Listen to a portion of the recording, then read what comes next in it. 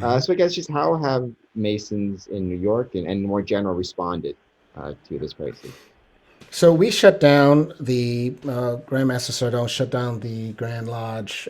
We normally meet in May, based on the state, guidance as far as no internal gatherings or et cetera, and everything going to the stay-at-home status. That also shut down Freemasonry. We shifted from being in-person meetings to really focusing on doing the Zoom or the electronic, media or style of interactions. And then once we got back into the reopening phase in the summer, we had actually, he'd provided dispensation for folks to kind of restart on a very social distance and reorganized format. There were adjustments made to have a COVID related, or I should say modified, ritual for opening and closing so that they would reduce any, personal interaction. And also some efforts with respect to how to initiate and bring folks into the craft while still being safe, but at the same token providing an experience that would be still rewarding to the new candidate. Now, things changed once we hit the Thanksgiving season, and things just went on the wrong direction, meaning it went up. When the government changed, New York State government changed its rules and recommended that, no gatherings for less than 10, that also impacted our lodges, especially lodges that are in regions that are, hot spots or growing areas of concern for COVID. So those several shifts, continue to this day. We're still waiting to find out what the decision will be for our next convocation in May, and how we're going to manage that.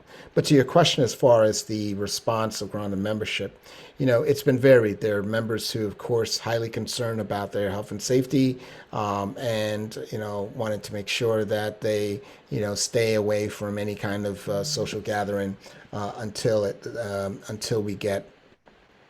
we get full safety and full, coverage, et cetera. There are others who are antsy that, they just want to be back, giving grips and that kind of stuff and doing masonry.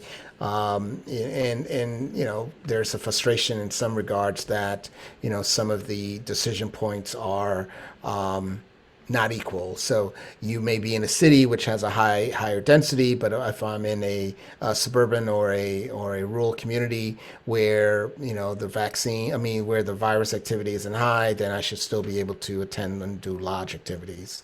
And you make the argument either which way or the other. So I think ultimately we're dealing with the fact that we've been here before, whether it's the Spanish flu or the world wars. We've had extended period of time where there have been some shifts in the how we conducted Freemasonry. Now, the difference between that and now, we didn't have social media. We didn't have the means that we can use to at least provide some surrogates. Ultimately, I believe brothers do several folks, irrespective of in the fraternity or not, do have some fatigue, are trying to deal with the fact that we being a social group, have lost some of that sociability.